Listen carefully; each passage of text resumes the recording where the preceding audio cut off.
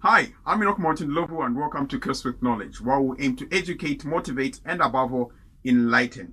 If you haven't already done so, please consider liking this page on Facebook, and if you're watching this on YouTube, subscribe and click that notification bell to receive notifications immediately we upload new content. So this is the first episode of the show. It's the pilot episode, and it is the first part of a two-part series that we have entitled Expanding Your Radius. So the question is, expanding your radius of what? Well, the answer to that question will be coming your way if you stick around and catch me on the other side of the curse.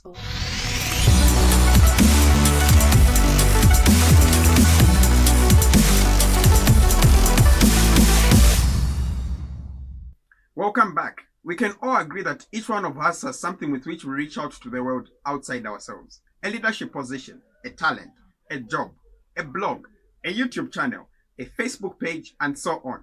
Even our basic abilities, such as touching and talking, are meant to interact with the world. And because we have the ability to reach out to the world with this thing, we therefore have the ability to affect and influence the world around us. With these abilities, we can influence people and culture and so many other things. However, this influence always has a limit, a boundary that sets a radius, because there are some things and there are some people that we cannot reach and cannot influence. These things are outside our radius. So the radius we're talking about is the radius of influence. Many people have called it different things. Some have called it the circle of influence. Others have called it the sphere of influence. And then there are these other names that are found in this Zambian classic.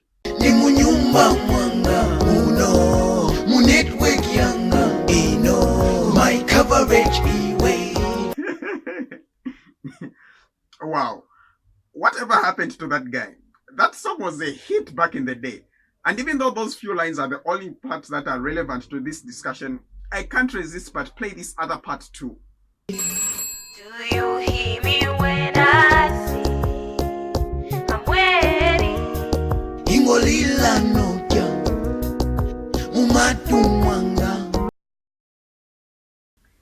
Now, if you were born in the 2000s, you probably have no idea what you just said. And I'm sorry, I have no time to explain what that was or get into mobile phone history. Let's just say Siri and Cortana weren't the first voices on mobile phones that people had crushes on. Anyway, the point is, despite its many names, everyone has a radius of influence. And in this series, we're going to talk about how you can expand that radius. But before we can talk about how you can expand your radius, there are two questions that we have to address. The first one is, and obviously, what is influence? And then later we're going to talk about why it is better to have a wider radius of influence. So let's start with the first question. The Oxford Dictionary defines influence as the capacity to have an effect on the character or behavior of something or someone or the effect itself. When defined as a verb, it means to have an effect using gentle or subtle actions to modify bias, to sway, to persuade, or to induce. Those highlighted words are very important. They show how the effect is achieved. They are the tools you use to achieve influence. It's the use of these instruments that distinguishes influence from other similar devices such as manipulation and power. Let's focus on power and contrast it to influence. Power is founded on authority and control. Influence isn't. So it goes without saying that you don't need to have power to have influence.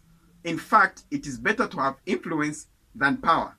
A statement that I think should be Zesco's new slogan. Anyway, we can summarize the differences between influence. Power is founded on authority, be it given authority or imposed authority. Influence, on the other hand, is founded on inspiration. That is, you inspire change in others. Power uses fear and coercion to drive change. Influence does not use fear and coercion. Change is voluntary when you are influencing. Power communicates rules, rewards, and punishment. Influence communicates to alter perceptions in gentle, persuasive ways. Power is confrontational. Influence is subtle. Power is a one-way stream from authority to subordinate. Influence is two-way traffic. Both sides have an input and communicate with one another. So, to complement and summarize that, influence doesn't require force. It's like gravity. Your natural behavior and how you relate to your environment naturally attracts others to you and builds your influence. But wait, there seems to be a contradiction in that last statement. I know the haters, the grammar Nazis, and the pedantic have noted that I said influence doesn't use force. Yet I compared it to gravity, which, as we all commonly know, is a force. We call it the force of gravity, right? Actually, there is no contradiction there. And to illustrate why, I'll have to introduce you to a brief segment of the show where I put on my nerd underwear and just geek out on all of you. A segment that we are going to call Talk Nerdy to Me. Talk Nerdy to Me. Although we often think of gravity as a downward pulling force that the Earth exerts on objects, it actually isn't. It isn't even a force to begin with. It is more of an effect. Isaac Newton, who is sometimes wrongfully defined as the person who invented gravity, didn't even understand how gravity works. He could merely demonstrate and calculate its effects. Newton's laws of motion were based on pushing forces interacting with objects, all three of them. But gravity seems to be a pulling force, and Newton couldn't explain that. His calculations couldn't explain how that was and why it was that way. And that remained the case for over 200 years until this guy came around and just blew everyone's mind. With his theory of general relativity, Einstein demonstrated how gravity isn't a pulling or attracting force, but rather an effect of what happens when objects possessing mass distort the fabric of space-time. So instead of this being our illustration of how gravity works, this is. The larger object puts a four-dimensional dent or curve in the fabric of space-time in the same way that a heavy object distorts the plane of the fabric it is placed on. So when a smaller object is within its area of distortion, it is drawn to the center of the curvature. The greater the mass of an object, the greater the reach of its space-time distortion, which means the greater its gravity and the greater the number of things it will attract. Okay. I'm back. And I hope that clears up how influence is like gravity, in that it is not an active force, but rather a natural effect that comes about with how you interact with your environment. In the same way that the Earth doesn't actually pull you towards itself, but you are drawn towards it because of the impact it has on the space-time fabric. So influence doesn't come about by applying force, guys, but rather it is an effect of one's positive behavior on the people around them. Now, a person can wield both power and influence, and each has its place in management. Some people, unfortunately, choose to only wield power, and the results are catastrophic. But like I said earlier, it is better to have influence than power. Why? Because once your source of power is taken away, be it authority, money, or in this particular case, water, the result is total blackout and you lose all function. Meanwhile, others, even without power, are able to have an effect on their environment through influence. Like these people, for instance. They hold zero power, yet their influence on people is massive. Take that last one, for instance, the Dalai Lama. He has no army and no money, yet the Chinese government is scared of what his influence can do on the people of Tibet. The most effective people, though, are people who have authority and power, but build and rely on influence to get things done. In international politics, this is something that is sometimes referred to as soft power. Exhibit A. Soft is not a word you would use to describe the people who stood behind the president-elect today. Good morning, but everybody. soft power is. Wonderful... His choice for Secretary of State summed up what that phrase means. Our security, our values, and our interests cannot be protected and advanced by force alone. In other words, the American military is a mighty hammer, but not every problem is a nail. Moving on to that second question. Why is it important or better to have a wider radius of influence? Well, let's just dig straight in. Number one, your radius of influence determines the size of your network and vice versa. Networks are important because, like I always say, and I cannot overemphasize this, human beings are animals, social animals. So we are interdependent on one another. There is something that another person has that you need. When your network is large, you have access to more helping hands. Number two, and connecting to that first point, influence brings more resources to you. No one has everything they need. You always need something that another person has. That is why countries are always talking about globalization and regional and economic integration. They know they need the resources available in other countries. So when this guy decides to cut his nation from international treaties, peace accords, and international organizations, but instead decides to build a war and incite trade wars, he's actually doing his own country in.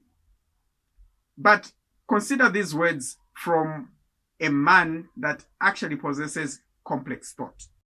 On the maturity continuum, dependence is the paradigm of you. You take care of me. You come through for me. You didn't come through. I blame you for the results. Independence is a paradigm of I. I can do it. I am responsible. I am self-reliant. I can choose. Interdependence is the paradigm of we. We can do it. We can cooperate. We can combine our talents and abilities and create something greater together. It's easy to see that independence is much more mature than dependence. Independence is a major achievement in and of itself. But independence is not supreme. And just to be clear, interdependence is supreme. Now, there are different ways in which you can get what you want from other people. It can be coercion, manipulation, begging, stealing, and my suggestion, and the best way available, influence. Perhaps the best example of this is in a church or religious setup. People volunteer their time, their labor, and their resources because they are persuaded by their leaders and the teachings of sacred texts. Sure, some people may use scripture to coerce compliance, but the point still remains. Another example is in parenting. You can force a child to do something, or you can actually get them to do it themselves through positive influence. And in doing so, you actually end up with a more mature child rather than whatever this is. Gotta go. Come on.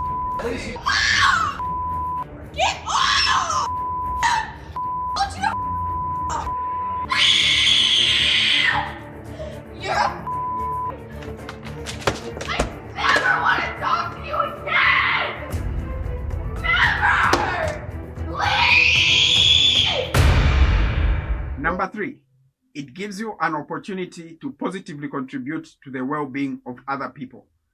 Being part of other people's lives and having an influence and power over the world isn't all about you, and it should never be. Instead, it is about being a positive addition to other people and the society as a whole. And if you want to do more good for more people, you have to find a way to expand your radius. Lastly, having a bigger radius of influence actually boosts your status as an individual. Anything that happens to you will, in consequence, affect everyone else in your radius. And that is great social leverage. This is used all the time to market products, to show strength, to show importance in such things as TV ratings, social media followings, and so many more. There is a reason why your mobile service provider keeps announcing how many subscribers they have, the extent of their coverage, and how they are the largest network in the country, whether that is true or not. It shows they have a high status, and that is very attractive. Status is very attractive. So I don't care what you say, but both people in this photo are attractive. Meanwhile, on the political front, leaders of highly populous nations, constituencies, and states have a greater say in discussions. Why? They represent more people. So when President Xi speaks at a UN summit, it is not one person speaking, but 1.3 billion people. He carries the combined power of his citizens and the largest army in the world, the same way that Queen Bee carried the cells of this disaster with the help of the hive. Like I said, it is a two-part series. This was only part 1, where we were looking at what influence is and why it is better to have a wider radius of influence. So look out for part 2, where we will look at how to expand your radius. Thanks for watching, and I hope that you have been cursed with knowledge. You are awesome for finishing that video. That is why I am going to give you a free prize. All you have to do is click the subscribe button and that notification bell, and you are going to receive notifications for free every time that I put up a video. And if you want to make sure that I reach you every time that you are online, you can also follow me on Facebook and on Twitter. That's at Mountain Lovu and Cursed with Knowledge. Thank you.